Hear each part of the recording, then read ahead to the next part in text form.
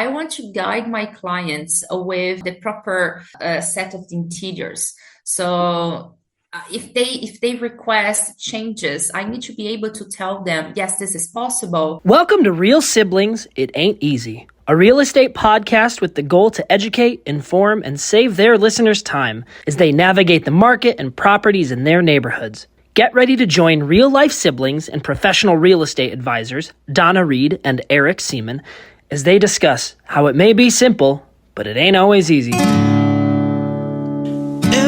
time I think about the places I have known, I realize that times have changed.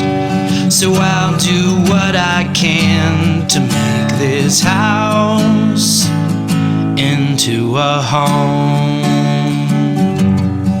Yeah, yeah. Hi, everyone, and welcome to Real Siblings, It Ain't Easy, this unconventional and unique podcast that blends real estate and lifestyle. I'm Eric. She's Donna. If you're watching, you're going to find out we have a guest. If you're listening, surprise, we got a guest. And thanks for joining us. We appreciate you spending some time with us today. I'm going to turn it over to Donna, and let's get this rolling. Awesome. Hi, everybody. So I am in Tucson, and I'm super excited to introduce our guest today and tell you how we met and learn a whole bunch of stuff. So our guest today is Juliana Miguel. Thank you, Juliana, for joining us. Thank you very much, Donna, for having me. And Eric, thank you. You know, Eric is always in San Antonio. I'm typically in Tucson. He's in the car today, and Juliana is in Italy, right? You're in Italy right now? Okay. Exactly. Okay. So everybody, when I was in Italy a few months ago, we were flying on a small little kind of jumper flight to Ancona. And there were, frankly, this is my memory, Juliana, so then you can tell me if this is right or wrong. There were some older Well, let's see if I remember. I know. There were some older Italian men who were trying to get on before it was their turn. And you and I and that one other lady who spoke English were kind of standing there together. And I'm like, oh, they're pretending they don't know the rules, right? You know? Yeah. So you and this other woman and I talked just a little bit, and we got on the plane, and I said I wanted your information. So when we landed in Ancona, we traded information. Exactly. And and then you were kind enough to meet us a week later at the end of my art class. You and Giuseppe, is that your boyfriend? Giovanni. Oh, I knew it was one of those Geo names. Tell him I'm sorry. Oh, don't worry. Oh, and he says hi, by the way. Oh, that's awesome. So part of the reason that I was excited to have Juliana here is I found out during these short encounters that she is a yacht designer, correct? Are those the right words? Okay. Correct. Yes. Yacht designer. And she jokingly said she wasn't sure what happened when we met because she had just been flying back to Italy from Michigan. Yeah. So before we talk more about that, Juliana, behind you is a picture of an adorable little child floating in something. So why don't you tell our listeners where you are from and kind of the little story you told me about why you wound up designing yachts? Okay. So behind it's a photo of me, a few months old only. And so my parents, they all love the naval industry. So as soon as I was born, a few weeks later, they gave me this tiny little blue inflatable boat. And it was one of my first gifts ever. And I always say that it's their fault that I'm in this industry that I love. Because they were the one who introduced me since my first days. And so when I'm from Brazil, and I did my university in Brazil, in São Paulo. And my first day of university, it was interior design that I did. My professor, he was explaining what interior design does. And at that moment, he was saying all the areas that we could work. And one of those areas was also boats, was naval industry. And it's very interesting that on that time, that precise moment, I said, okay, that's what I'm going to do. And I told him this a few years later. And he said, really? I don't remember that. I said, I don't know if you said to everyone or only for me, but I heard it and I went for it. While you were in college, then, did you have to switch, or did you just continue with interior design but with a focus on yachts? I did interior design, the standard course from my university. And as soon as I finished, a few years later, I came to Italy to do my master degree at Politecnico. And that's where I actually learned much more about this industry. Okay. So Yeah. Politecnico in what city in Italy? So I was in Milano Okay. for my master. Yeah. So I studied at Politecnico from Milano. Okay. Okay. Well, I have to say it was one of those that Juliana, as Donna and I were talking about this, I said, I can't even imagine being exposed to that opportunity. That never, ever in our youth growing up in university did anybody ever say, oh, by the way, you can work in designing yachts. And somebody asked me that. I was telling somebody that I was going to do this, and he goes, are you going to buy a yacht? Like, why are you talking? And I'm like, I don't think so, but So it's very interesting. As soon as I started the university in Brazil, my parents, they always had boats, small boats. And we used to go for the weekend on the boat. And it was very tiny. And we were the four of us, my parents, my brother, and I, and the dogs. And we were very squeezed on that boat. And I was always looking, oh my gosh, there's so much waste of space. There's so much more that we could do. So I already knew I wanted to work with boats. So being on that boat with my parents, with my family, has always been kind of a learning curve. That's because awesome. I was always trying to, okay, how could we improve that? Because it's a nice boat, but it's missing space. Well, it's the main issue on boat, space. So yeah, that's fascinating. So when we sat down and talked in Ancona that morning, yeah. I think that's when I found out you were coming from Michigan. And I was like, Michigan, because you guys, first of all, she said, it was really cute. She said, Detroit, no, it starts with an A. She barely remembered where she had been, right? It was a crazy trip. It was 1 day and a half in the US. Yeah. It was like 4 days in total, 4.5 days in total of that trip. And it was touch and go. Crazy. I barely remember my name. Yeah. So we talked about the fact that she was in Ann Arbor. And immediately in my mind, I'm like, who in Ann Arbor is ordering a yacht and what do they do? And they live in Ann Arbor, which is kind of close Central to the Lower Peninsula, which means very, very small freshwater lakes, or Lake Michigan, Lake Superior, Lake Huron, and possibly on the far east side, Lake Erie. Right, but not yachting country. So No. I think you told me that they were designing and it would be picked up in Great Britain, but that they wanted a yacht that they could do Scandinavia, right? Correct. Yeah. So this boat is being built in the Netherlands, and this owner, he wants to travel a little bit also on the north of the globe. So it's a very important construction. Okay. Yeah. And you also told me that day that you had gone there with the idea that it was going to be 35 meters or something, but it wound up being bigger. Yes. So it did started quite small, as always is with this kind of clients. When the client is doing a customized project from scratch, it's very common that the boat starts getting bigger and bigger because they want more space, they want more room for the crew, for the engines.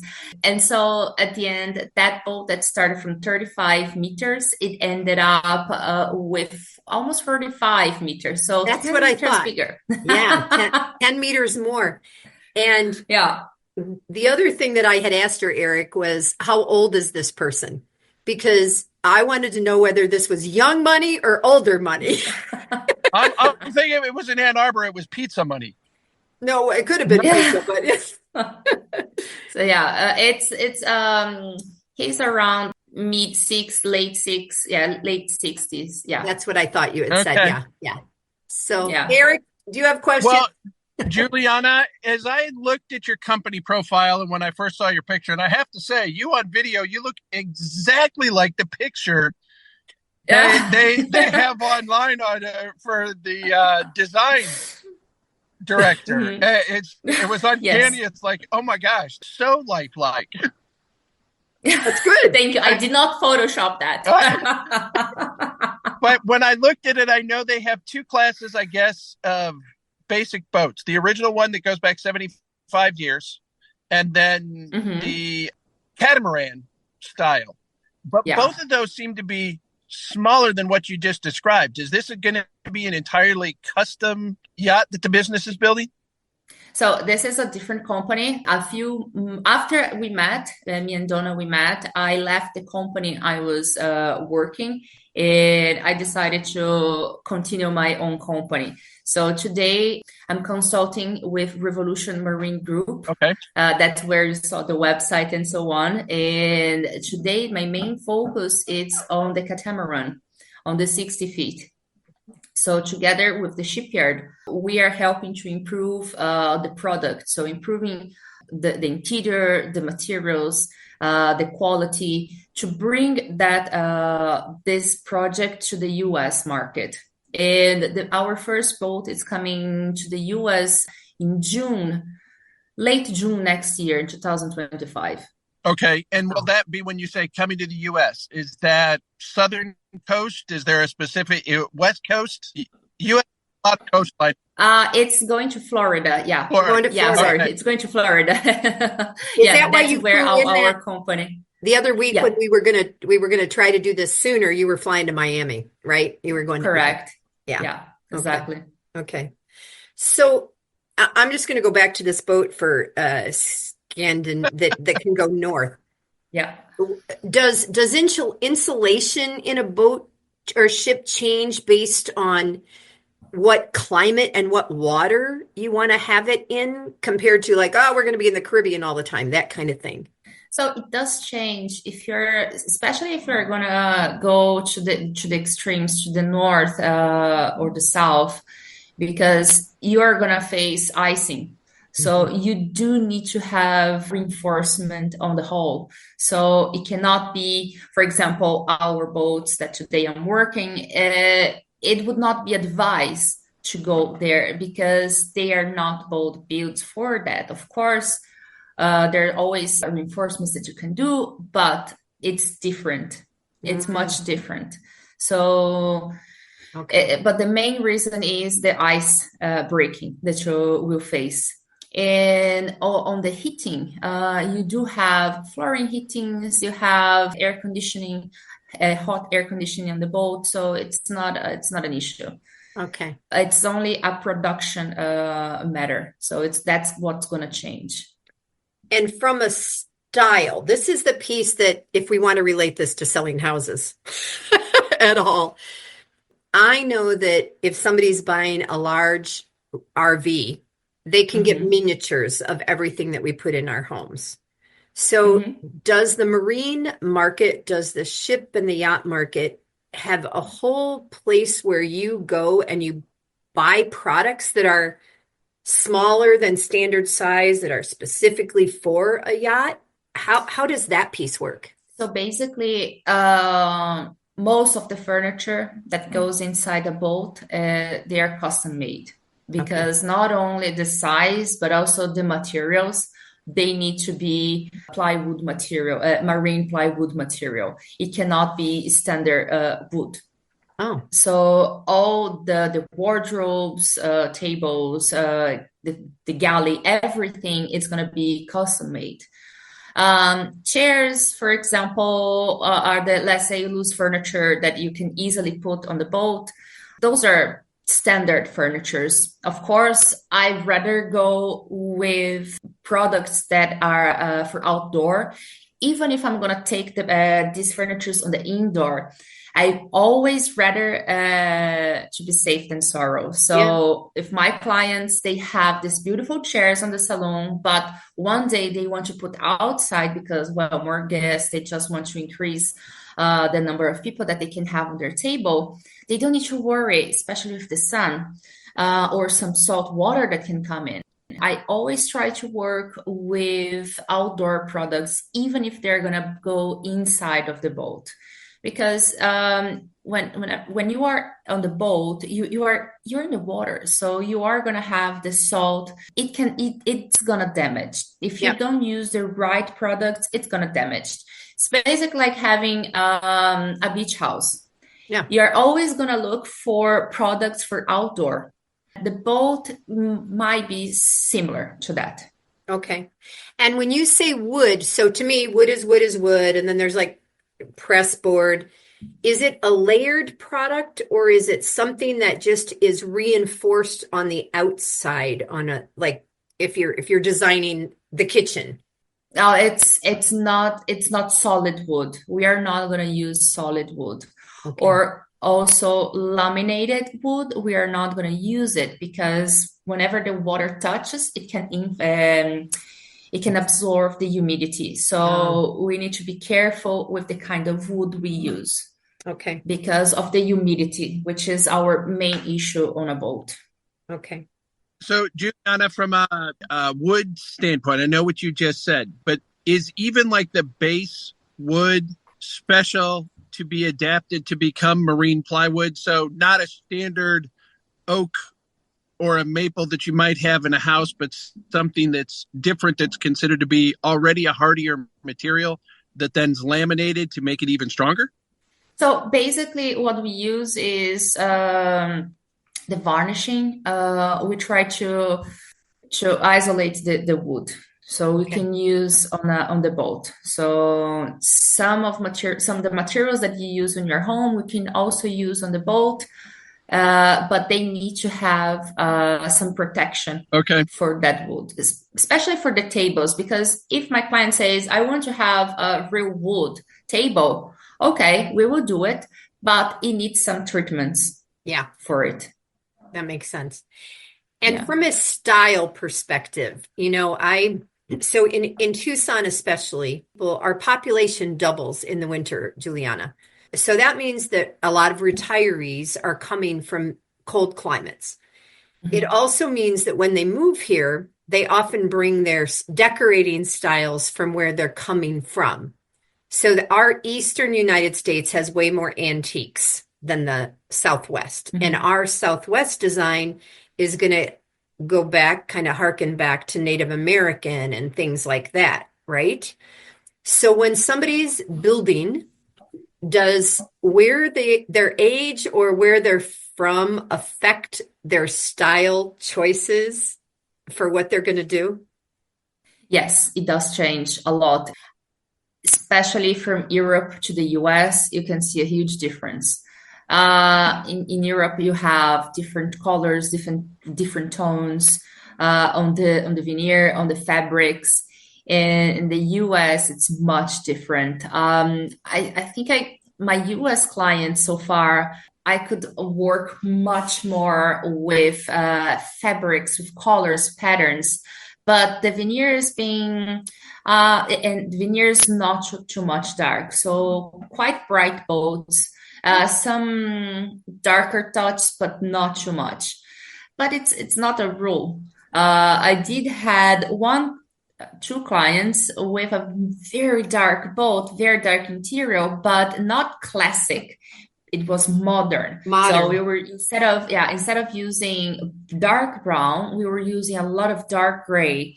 and even in the ceilings, light medium gray, and you would have this incredible contrast, and you're like, okay, this is not the typical bolt, and that's what I like to see it. So yeah, it does change from the US to Europe. It does change a lot to the clients, and also the age.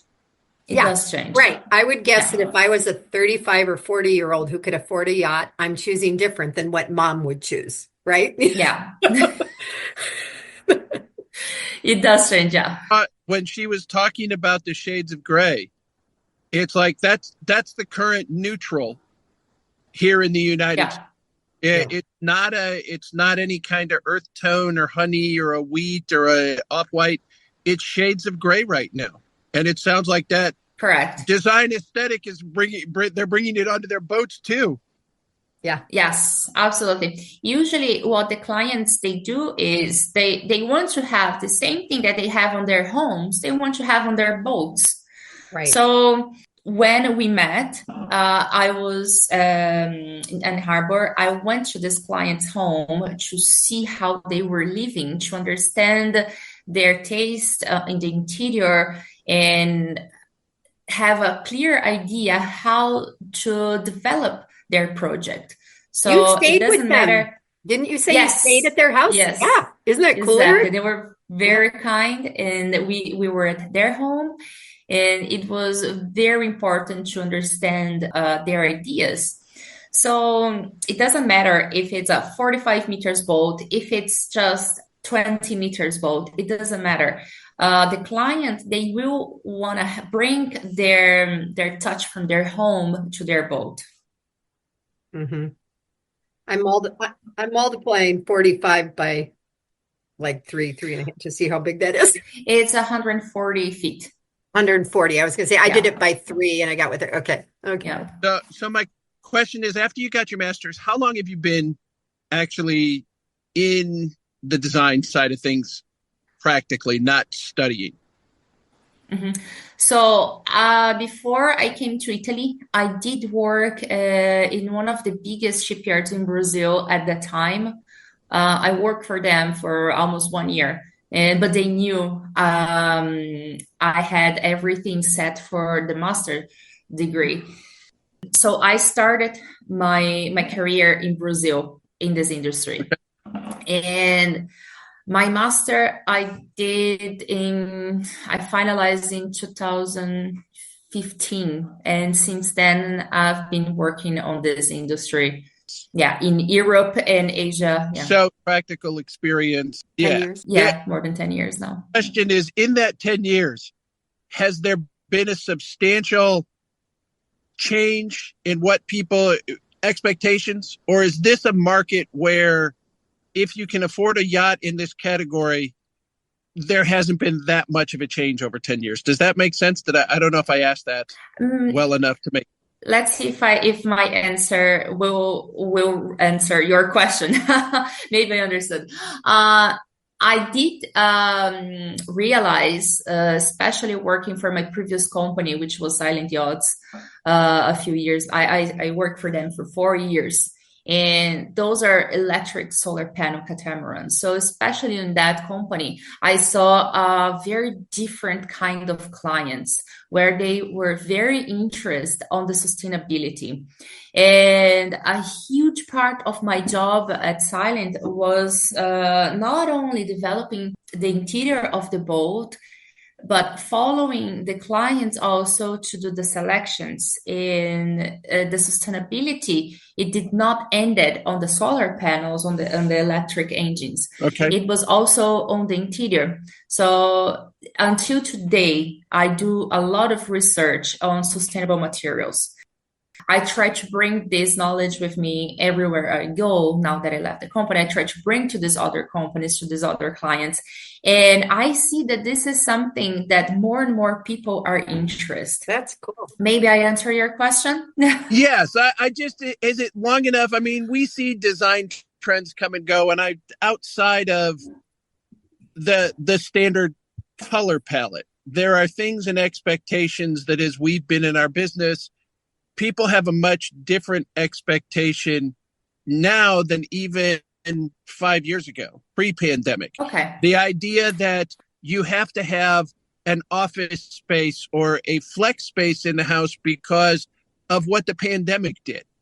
And it's like, oh, well, now we have to have this because kids are homeschooling and a separate office space or something along those lines. And I'm wondering if that's your side of the industry and what you do had any kind of change, not necessarily from the pandemic, but something that now is an absolute expectation that 10 years ago when you got into it wasn't or may not even have been a thought. Mm-hmm. Absolutely. Most of the clients, they were interested in to know if their boats, their boat would have a space for home office, for sure. Even a few clients that I had, they were interested to develop an angle on that kids' room because they're going to be homeschooling their kids. Okay. Well, boat schooling in this case. But schooling. Yeah. So it is something. No. Yeah. So it is something that, especially after the pandemic, it did became more and more popular.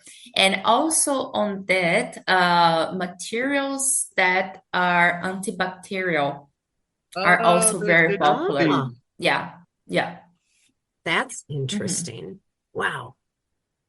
There's a piece of me, and this is going to sound really catty, and I probably shouldn't say it, but there is a piece of me that thinks that if I am I think I learned how much LeBron James was worth yesterday, and it's billions. And so if I'm that age and I have that much money, do I have an expectation? But he worked from this level to this level, whereas other people are born with it, right? And if you're born with it and you were always on mommy and daddy's boat, do you automatically assume that something is necessary? And Juliana, when I say this, I laugh when I sell homes and they don't have granite or quartz countertops, because there are young people who think that your kitchen doesn't work if you don't have granite or quartz. And you're like, nope, it still works. Trust me. But there is this degree of expectation based on how you were raised, Yeah.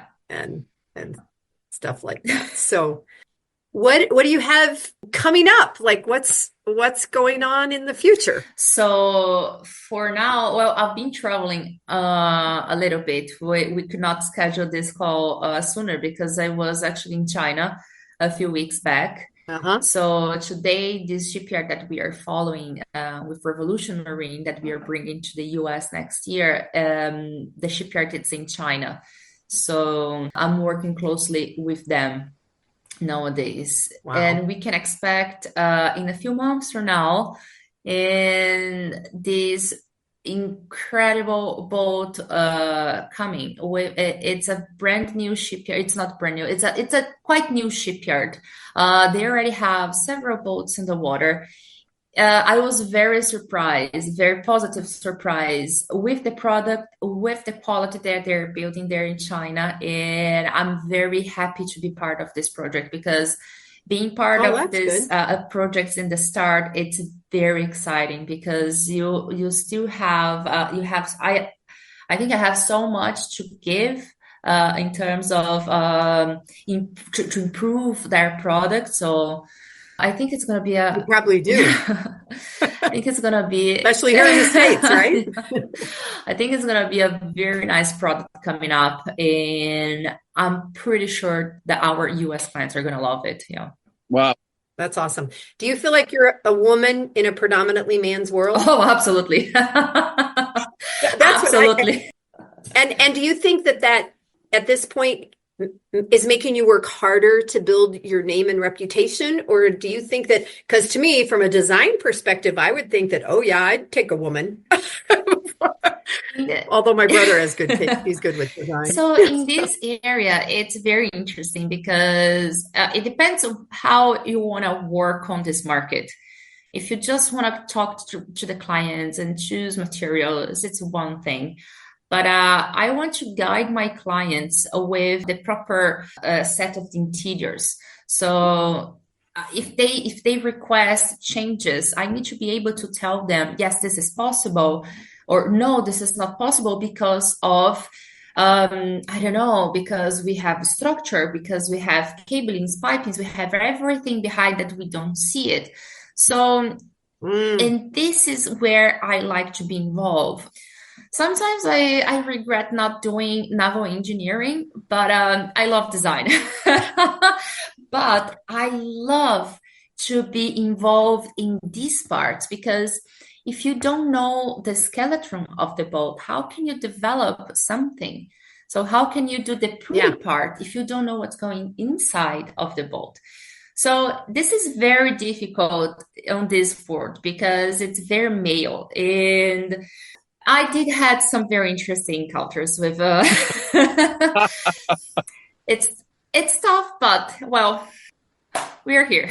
Well, clearly you're doing it. Yes. You're clearly doing it. So I'm gonna wrap it up here, but first I'm gonna tell you, if you get to California, or if you're gonna be longer in Miami than like 24 hours, tell me. Okay. I would love, and sooner or later you're gonna be in California, which is way closer for me. But it would be really, really fun to see I you. think in a few months I will be. And she's more flexible. And before you close it, Donna, I just have to say, as I'm hearing catamaran in my head, and with what I just did, I think there's got to be a downsized modification that we can call a Santa Moran. And I want Santa Moran? Oh, that's nice. And white. You work on that red, green, and That's white. it. Those are Mexico colors, I think. So, Okay. like almondrado or That'd something. be awesome. So we can even do some reindeers There on you the go. dragging the boat. I think that's exactly. that's awesome. Yeah. We can work on that. Yeah, no kidding. Brother Eric, you got to make way more money before we design one of those. So, all right, I'm going to do the exit here and take us out. Juliana, thank you so much for joining. It's lovely seeing you again. I'm so glad that we met, however bizarre of a meeting it was. Yeah. And please tell Giovanni that I said hi. And I will. I said hello. So as we end this episode, I want to thank everybody for listening as we talk a little bit about memories, recent memories, and reflect a little bit on lifestyle and how it relates to real estate. This was a unique episode. And keep in mind that our job here and our hope is that we communicate, educate, entertain, and connect with our listeners. If you're in Arizona, specifically I'm in Tucson, Southern Arizona, or if you're in South Central Texas near San Antonio, Eric and I are both real estate agents with Keller Williams, and we're happy to help you find a home that's perfect for your family. And remember, if you need help across the world, I just had somebody ask about Italy, Juliana. I'll have to tell you this. Okay. Story. Yeah, we can connect you with agents not only here in the United States, but around the world. And remember, it may be simple. It ain't always easy. So until the next time, I'm Donna. And I'm Eric. And we are Real Siblings. Thank you, Donna. Thank you, Eric. Thank you very much. All right. Thank you, Juliana. Recording. I'll need all your links to put in the show notes. Every time I think about the places I have known, I realize that times have changed. So I'll do what I can to make this house into a home. Yeah, yeah. Hi, I'm Annabelle, and I want to thank you for investing your valuable time in listening to Real Sibling. It Ain't Easy. I hope you found this episode informative and enjoyable. There are several ways you can support this podcast with my Grandpa Eric and Aunt Grandma. Please take the time to like, follow, and subscribe. Additionally, leave them a 5-star rating along with a review on your preferred podcast platform. The final thing I would ask is that you recommend this podcast to a friend, a family member, or an associate. Your engagement is critical to their ongoing success, and they look forward to connecting. Check out the show notes Grandpa put together with their contact information, including emails, phone numbers, and website. And remember, the Real Siblings look forward to hearing from you.